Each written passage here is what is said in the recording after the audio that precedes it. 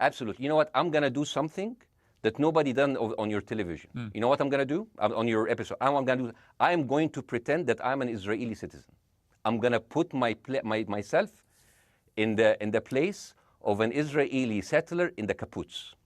And I want to speak to my Prime Minister, Benjamin Netanyahu. Mr. Benjamin Netanyahu, I have voted for you because you have promised us peace and prosperity and security. On the 7th of October, those son of bitches Hamas, they went into the fence that is regularly heavily guarded. Usually if there's like a dove that comes close to it, it will be shot. Those people went in and they went for 6 hours before IDF forces was deployed, killing our friends, our families, kidnapping our grandmothers and babies, and went in.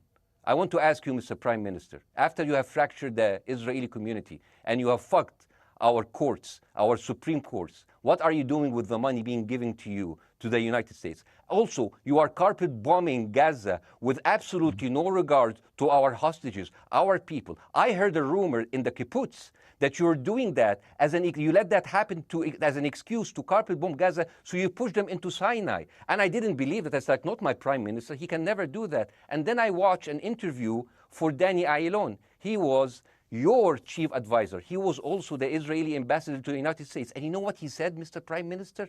He said that the solution for those Palestinians is to go into a vast land of Sinai and live into tent cities temporarily, temporarily, wink wink, until we build Gaza again, and then we invite you back.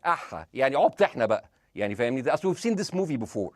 So يعني, and when I saw this, I couldn't explain to my fellows in the kibbutz, how come our Israeli government is trading human lives for another piece of land?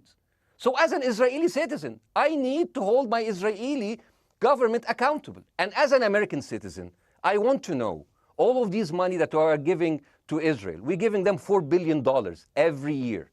Joe Biden said it's the best investment America ever done. Well, if I am in the place of Joe Biden, I would say, sorry, don't speak. I would say, if I was Joe Biden, I would go down and whisper in the ears of Netanyahu and tell them, I hate bad investments. They haunt me, like Littlefinger in Game of Thrones. But the thing is, this is the problem. Israel always victimizes itself, and I have never seen a victim putting their oppressor under siege and bombing them 24/7. Israel wants you to believe that they are the victim.